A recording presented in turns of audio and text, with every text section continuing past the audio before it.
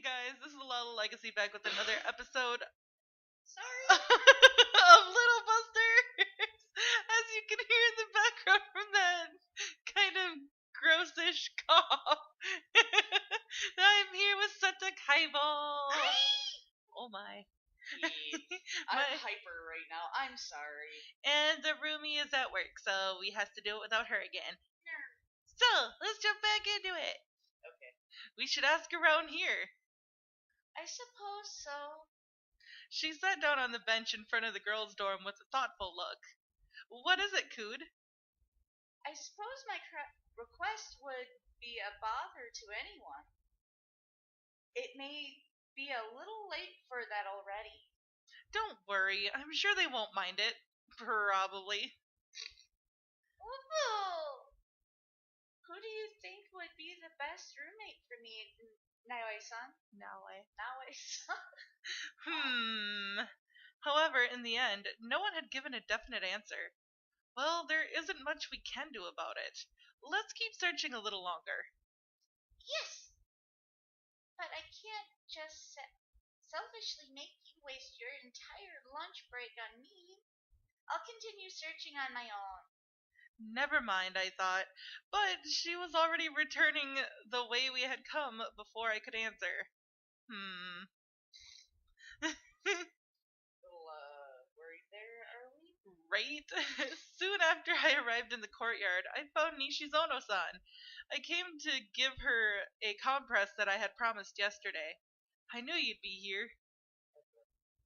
She was sitting under the shadow of the Zalkova tree in the same way as yesterday. Come to think of it, I don't remember ever seeing her having lunch with anybody. Alone? As you can see. She was sitting next to her open parasol.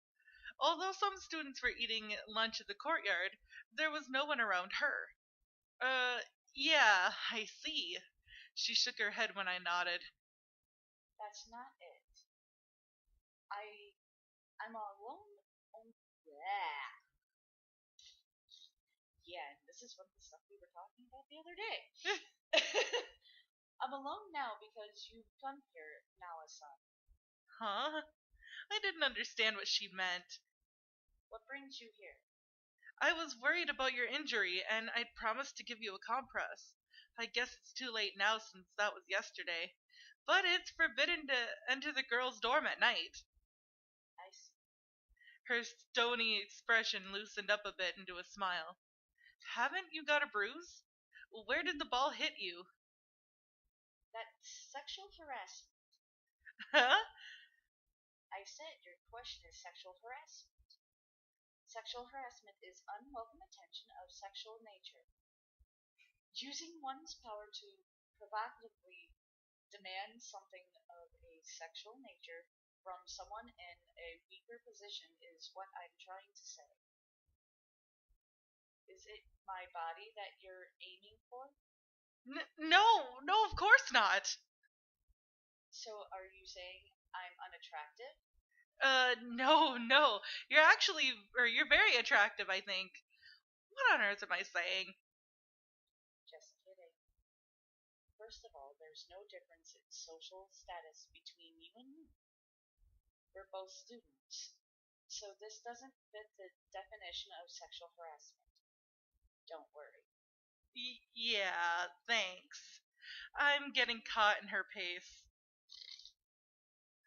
I took a look at her and noticed that she was rubbing her behind. It seemed like an unconscious act. The ball had hit her on the behind. It must have happened just as she was trying to get to her feet or to sit down. I was really feeling bad about her now. The ball that I hit came flying over here into the courtyard and consequently hit Nishizono's butt while she was sitting under that tree. My batting average was anything but high. As for home runs, it was even worse.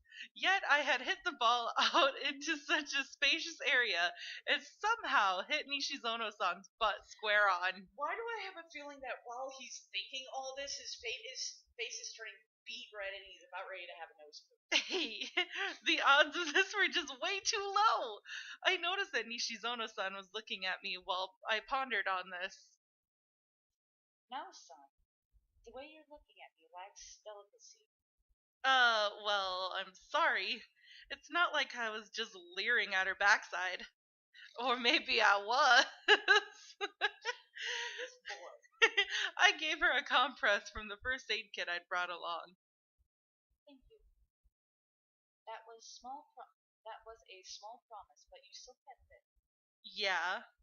Well, try to be more careful, or we'll try to be more careful when we're playing baseball. I'll mention it to the other members. The ball simply bounced off. It's nothing too serious. You don't need to worry. I wanted to stay here a little longer, but I realized I hadn't had lunch yet. I had no time to spare. Kyosuke would be in the cafeteria. Well, we have to stay in the courtyard because that's part of... Uh-oh. Okay. Yeah. So stay in the courtyard. The school building's shadow was short, and there was plenty of warm sunshine in the courtyard. Although I decided to remain here, I hadn't prepared any lunch. I should go to the cafeteria after all. Just as this crossed my mind, my stomach grumbled. Haven't you had lunch yet? No, I haven't. Is that because you were looking for me? Yes, that's part of it. I see. If you don't mind, I'll give you my leftovers. Huh? Well, you don't have to do that, I'm fine. As I said this, another growl escaped from my stomach. I'm sorry, but can I have a little? Here. It's nothing special, though. She handed me a plastic bag. I found something like a brown stick in it. These are bread crusts, right? She nodded. I told you I'd give you my leftovers. Yeah, they're yummy. It feels like French cuisine when you have them drifting about in a soup bowl. And it's economical, too. Yup, you're great, Nishizono-san. Even I had no idea what I was talking about. Oh boy. It's not like I'm eating bread crusts because I'm poor. Then are you on a diet? She had a slender body, so I didn't really think she had a need for that. No, that's not it. If I were on a diet, I would be eating something more nutritious. It's unhealthy if you eat only bread. So you're giving them to me? You shouldn't worry about the minor details. She coughed once. I had prepared sandwiches for today's lunch, and there was some crust left. He, you made them yourself? I don't know why he says he. Oh my god. Yes, I brought them to feed the birds. They all flew away when you appeared, though. I see. Sorry, seems I got in your way. So that's what she meant by I'm alone now because you came here. No, I don't know. That's why at this rate they'll go to waste. Bleh. If it's fine with you, please take them. My stomach rumbled again. There's no fighting against hunger. Then I'll help myself. I mean, we all know that Diamond would agree with there's no fighting hunger. Yeah, no. The way she can freaking pack it away. I know, right? And she's so tiny. It's one of those. People look at me and sometimes see how I eat, and I don't do it as much as Diamond does, but still, I brought it. Yeah, never mind. Yeah. Okay, I fished out a bread crust from the bag and bit into it. It was a little hard, but it was sweet and tasty on the inside. I didn't even notice when the bag became empty. It's like I was in a trance while I was eating. Nishizono-san was resting her back against the Zelkaba tree. Right now, she wasn't looking at me. I wonder what those eyes of hers were looking at the time. Or perhaps what those eyes weren't seeing. Thanks for the treat. I returned the now empty bag to Nishizono-san. It wasn't enough, but it should tide me over until the end of school. I'll grab something to eat before I head off to practice. It wasn't anything special. I'm not being modest here. It's the undeniable truth. She smiled slightly as she said this. I should start getting back soon. She opened her parasol. Now, son, see you later. Yeah, her figure, hidden beneath the parasol, was slowly fading away. Her white parasol gently swayed, basking in the afternoon sunlight. She must have delicate skin. Regardless of the time of day, whenever I saw her, she was always holding a parasol like that. And I'm sorry if I'm being like way too quiet reading her lines. Break time! I'm so thirsty. I began chatting with Masato just as the school bell rang. Reading aloud in modern Japanese class had me thirsty. Oh, here, drink this. He placed a 2-liter plastic bottle on my desk with a loud thud. Oh, fuck. It looked like green tea on the outside, but there was something brown inside. What's this? A self-muscle... Self-made. Wow. Oh, my God. Oh. One of these kind of guys. Oh, ew. Yep. Oh my God, this is going to be hard to read without laughing. A self-made muscle exercise drink. No thanks. But, no, hold on.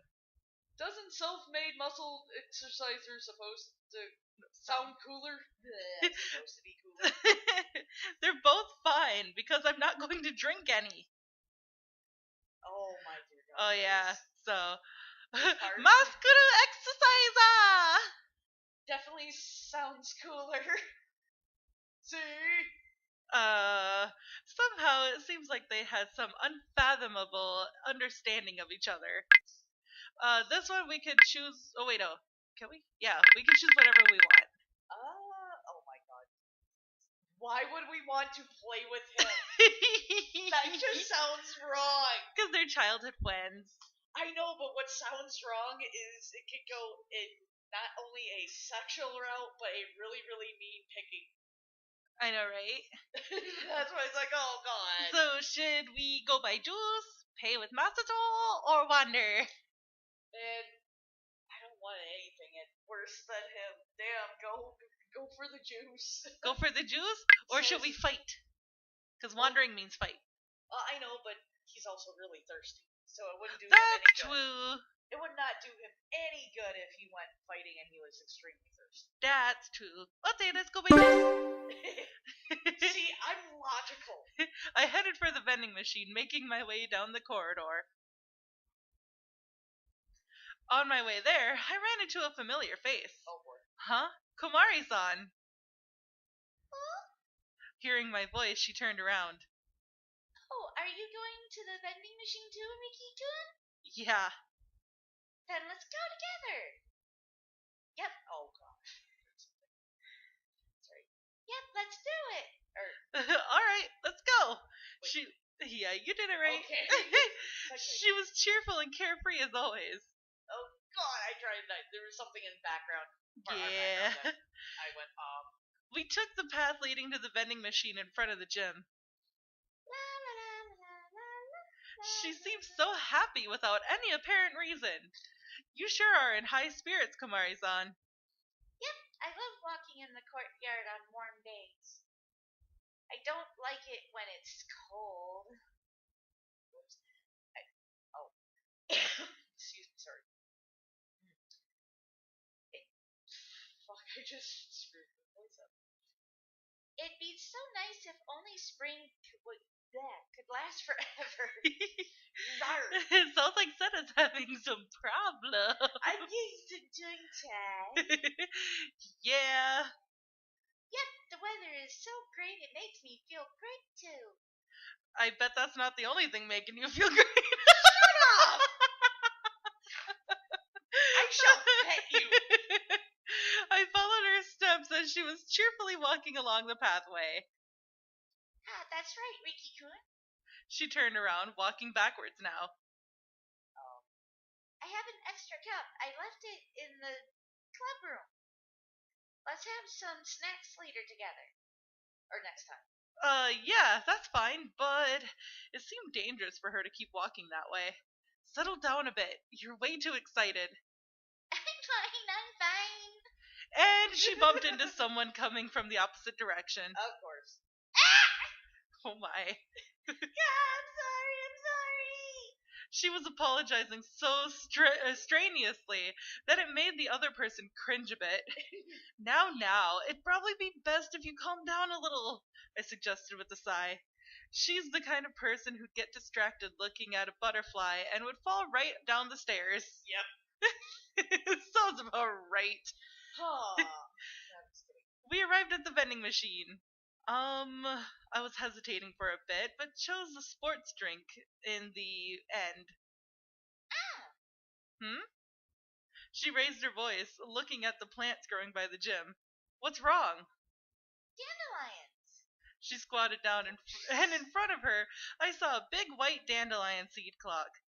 Seems like just about anything can catch your attention, Komari-san. This is like, hey! Like, Yeah, basically. I smiled. I do those giggles too often. I should have remembered. I smiled a bit, watching how she tilted her head, matching the movement of the dandelion slowly swaying in the wind. I slowly nursed my drink. Nursed? Okay, whatever. While watching her. She began blowing on the dandelion. Seems like she wanted to blow its seeds into the wind. She tried over and over. And hey, she collapsed and I hurried to catch hold of her. You don't need to blow so hard that you pass out. She shook her head. It's fine to be so earnest about everything, but she should really use some common sense. It'd be easier if you simply plucked them out of the flower. But that'd be pretty. Huh? I think it'd hurt if I plucked it. Really? I see. Once again, she turned towards the dandelion and took a breath, and the dandelion seeds flew up into the air. They flew! She was watching them flying up in the air with a happy look on her face. She began blowing at the remaining dandelions. They flew far away with the eastern wind. She watched Oh this. my god, did I do that creepy or what? Little bit. She watched this with a look of delight. Looking at her face, somehow I ended up smiling myself. For some reason, when she was happy, it made people around her happy as well. That's just the kind of person she was. Who does that sound like? Well, I don't know. How dare. Anyways. Excuse, teacher. Now oh my god. Now Kamikita. Kamakita. On our way back to the classroom, we were stopped by the teacher of our next class. Good afternoon, Sensei. Oh, I just need someone to help me. Help you with something? I'm sorry, there's a handout I urgently need for the next class. Could you go and make copies for me? Copy it, huh? What should I do? So should we take on the task, give it some thought, or go around and fight? And just ignore the whole thing? Like, nope, it's your problem, bye! It'll take on the task. Okay. It would be so funny if we just went to water like, nope, your problem now, bitch, bye! No, I'm not that mean. I'm not that mean. It would be funny, though. I know. That would give me, no brownie points with any of them then. Nobody would really know about it except for Kamari, but she's so ditzy that she wouldn't even remember it anyways. Sounds like me. Sure, I don't mind, but should I make copies for everyone in the class? It might take a while, but it's fine if you're late for class. I'm counting on you. Alright, I understand. I took the handout and the copy card from the teacher. There were about 4 pages in all. Both sides of every page, please. I sighed as he left us with those words and started walking away. Although we made that teacher into a female instead of being a male. Maybe he's just gay. No, that would be girl. That would be the freaking gay. Okay. We just gender changed him. Yeah. Oh my, I must be short on luck today. It's fine. We'll be done in no time if we do it together.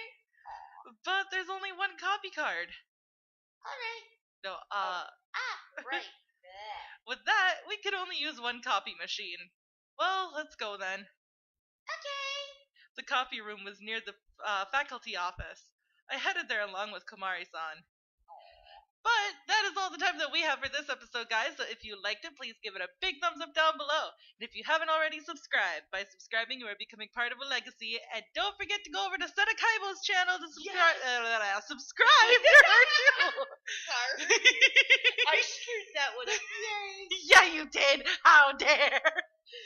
That's what, yeah. We still need you guys to subscribe anyways, because for every new subscriber in each Little Buster's video, I will pester her roommate on camera. Yeah. And it'd be like all the little pesterings, but it's each time I do that is for each subscriber. So please go subscribe, give me many. So until you go over and subscribe to her, you guys won't be able to see what my roommate looks like either. So exactly, that's incentive right there. Exactly. So I will see you guys in the next video. Bye.